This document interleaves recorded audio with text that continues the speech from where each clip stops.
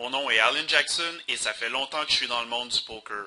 Je vis du poker depuis environ 7 ans. Je suis coach pour Blue Fire Poker et je fais des vidéos pour Hold'em Manager 2. Je joue au moins 150 000 mains par mois et je suis le coach d'un groupe de discussion et de réflexion sur le poker.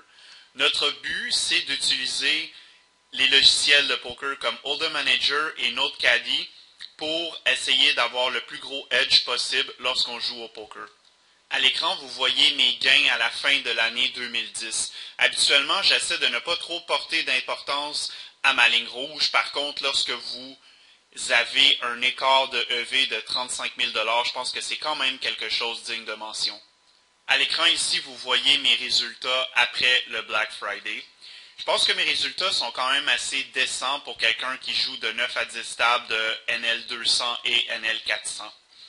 Je dois donner beaucoup de crédit à NoteCaddie et puis au package que j'ai élaboré avec un de mes collaborateurs pour le package NoteCaddie. J'utilise le logiciel NoteCaddie depuis sa sortie en bêta. C'est un logiciel que j'apprécie beaucoup. Par contre, j'avais l'impression que je n'avais pas nécessairement les informations que je voulais avoir sur ce logiciel-là. Et puis, je ne voulais pas tout le temps avoir à consulter mes propres notes pour avoir une information. Ce que j'ai fait, c'est que je me suis associé avec un partenaire qui, aujourd'hui, est rendu tellement bon avec NoteCaddie, qui est rendu sur le team du support pour NoteCaddie. Donc, avec mon partenaire, je lui ai dit les informations que je voulais avoir pour être capable de bien définir le range de mes adversaires, et puis on a fait le travail ensemble. Ça fait environ 6 mois qu'on travaille là-dessus, moi et lui, et je vous dirais qu'on a passé au moins 1000 heures sur ce projet-là. Avant la sortie de Hold'em Manager 2, je savais qu'il allait avoir une fusion entre Hold'em Manager 2 et NoteCaddie, mais je ne savais pas à quel point ça allait changer et révolutionner le HUD. Je dois vous dire que si vous ne l'avez pas encore essayé, le fait de jouer avec Hold'em Manager 2 et NoteCaddie est vraiment quelque chose qui va changer votre façon de jouer. Le package qu'on propose vient avec 4 types de HUD et puis un color code. Et puis parmi les packages que je vais inclure, il y en a un là-dedans que j'utilise. Vous allez avoir aussi des pop-up qui vont être selon vos propres goûts. Le package que je vous propose va inclure 15 statistiques précises en plus de 20 badges particulières. Le package que j'ai voulu créer devait être balancé, c'est-à-dire d'un côté assez d'informations pour avoir une meilleure idée du range de notre adversaire et pas trop d'informations pour que ce soit facile à utiliser. Il y a certaines informations que j'ai décidé de ne pas utiliser, par contre, si vous les trouvez utiles, on pourra les rajouter pour vous. Je vais premièrement vous expliquer un terme avec lequel vous n'êtes probablement pas familier, c'est les badges. Vous voyez les carrés de couleurs ici. Qu'est-ce que les carrés de couleurs? Qu'est-ce que les badges? C'est littéralement des leaks dans la game de mes adversaires. C'est-à-dire qu'ils font quelque chose qui va faire en sorte que ces joueurs-là vont devenir exploitables, mais que ce ne sera pas facile de tirer cette conclusion-là seulement en regardant les informations sur le HUD. Si vous regardez par exemple la badge mauve, ça veut dire que ce joueur-là, dans un single race pot, va caller trop souvent un c-bet sur le flop et va folder à un niveau exploitable sur le tournant lorsque le tournant est une scare card. La badge vert forêt, c'est-à-dire que ce joueur-là va caller des 3 bêtes à une fréquence qui est trop élevée et va folder sur le flop versus le c-bet plus que 45% du temps. La badge qui est juste à côté en vert pâle, c'est très similaire, c'est juste que c'est lorsque ce joueur-là est sur le cutoff ou sur le small blind. Donc il va caller un 3-bet sur le cutoff ou sur le small blind et puis il va checker ou folder sur le flop plus de 45% du temps.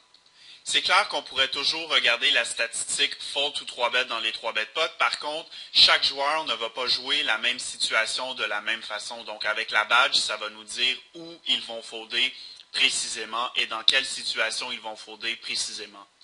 Quand vous regardez le fold ou 3-bet, le fold ou 6-bet dans un 3-bet pot, ça ne va pas vous dire si la personne est en position ou pas, parce qu'il y a des joueurs qui vont valoriser la position plus que d'autres. Donc, même si vous voyez son fold ou 6-bet dans les 3-bet pots, ça ne vous dira pas s'il va folder plus facilement s'il est en position ou s'il est hors position.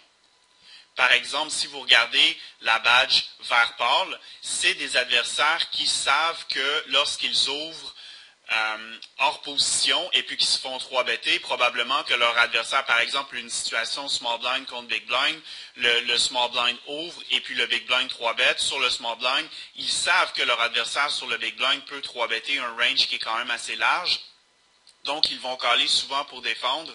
Par contre, c'est des joueurs qui vont folder beaucoup trop souvent sur les flops c-bet. Donc, oui, ils ont une certaine connaissance de la game. Par contre, c'est des joueurs qui ne comprennent pas qu'en défendant des 3-bets hors position, ça va être difficile de devenir profitable. Dans les autres badges que j'ai incorporés dans mon package, il y a le fait d'isoler des limpers et de folder aux 3-bets plus que 45% du temps. Folder contre un call 4-bet plus de 65% du temps. Bet folder la rivière plus de 60%. Caller un flop check raise et folder sur le tournant plus de 65% du temps. J'ai une autre badge aussi pour les joueurs qui vont caller trop souvent sur le tournant lorsqu'il y a une scare card et qui vont folder sur la rivière plus de 65% du temps. J'ai une autre badge aussi pour les joueurs qui vont folder plus de 45% du temps sur la rivière lorsque la rivière est une scare card ou une overcard. Il faut noter aussi que vous n'aurez pas besoin d'avoir un nombre de mains incroyable pour que les badges s'appliquent. Vous voyez que sur certains joueurs, j'ai seulement 70 mains et je peux avoir des badges sur ces joueurs-là. Le graphique que vous voyez ici, c'est pour être capable d'interpréter les bet sizing sur la rivière de notre adversaire. Donc, lorsque notre adversaire bet petit, moyen ou gros, qu'est-ce que ça signifie? Ici, vous voyez que ce joueur-là a l'habileté de better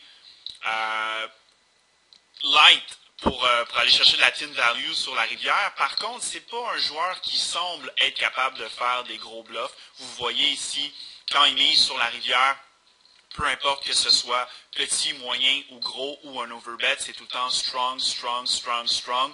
Donc, quand ce joueur-là bet sur la rivière, très souvent, il faut lui donner du crédit. Ici, avec les points sur le graphique, qu'est-ce que vous voyez? C'est que ce joueur-là a des bet sizing qui sont très uniformes.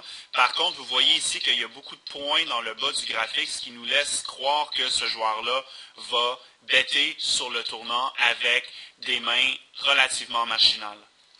Ici, vous voyez, on a un pop-up aussi pour dealer avec les short stacks sur la table. Donc, lorsque vous allez avoir un simple size de main qui est décent, vous allez être capable de voir de quelle façon ils vont construire leur range et avec quelle main ils vont 3-better. Ensuite de ça, quand vous allez avoir une bonne idée du range de votre short stack sur la table, vous allez être capable vous-même de vous créer un range pour être capable d'exploiter votre adversaire. On a aussi un pop-up pour les check raise. Donc ici, vous voyez avec quel pourcentage il va check raiser faible, de quelle façon il va jouer deux paires. Donc ici, jouer ces deux paires de façon agressive, joue ces deux paires de façon agressive aussi hors position et en position, joue ses tirages de façon agressive en position et joue ses tirages de façon agressive hors position. Ici, par exemple, vous voyez que ce joueur-là, quand il vous check raise, c'est rarement parce qu'il a une main faible. Donc, la plupart du temps, il va check raiser avec deux paires ou avec des gros tirages. Donc, des fois, c'est difficile de savoir si un joueur fait juste vous check raiser pour vous bluffer ou s'il a une grosse main. Mais ici, dans ce cas-là, avec l'option du pop-up Not Cali, vous voyez très bien que ce joueur-là joue ses grosses mains de façon agressive. Donc, il faut vraiment lui donner du crédit à ses check raises. Évidemment, je pourrais vous parler des heures et des heures du produit ici qu'on vient de mettre sur le marché. On a passé plusieurs heures, on a passé des milliers d'heures, comme je l'ai dit, moi et mon collègue, à élaborer ce produit-là. Et je suis certain que ça va vous aider à augmenter votre win rate de façon considérable. Il n'y a absolument rien sur le marché qui est même prêt d'accoter ce produit-là. Je sais que ça peut paraître dispendieux pour certaines personnes, par contre, vous allez voir que juste le fait d'augmenter votre win rate d'un big blind par 100 mains, vous allez voir que ça va se payer tout seul. Même si vous êtes capable vous-même de créer un produit qui est aussi complexe que ça, le temps que vous allez investir là-dedans n'aura absolument aucun sens et puis ça ne sera pas rentable pour vous de le faire. En terminant, vous voyez à l'écran tout ce que le package comprend. Si vous avez des questions, contactez Nile à notecaddy.com.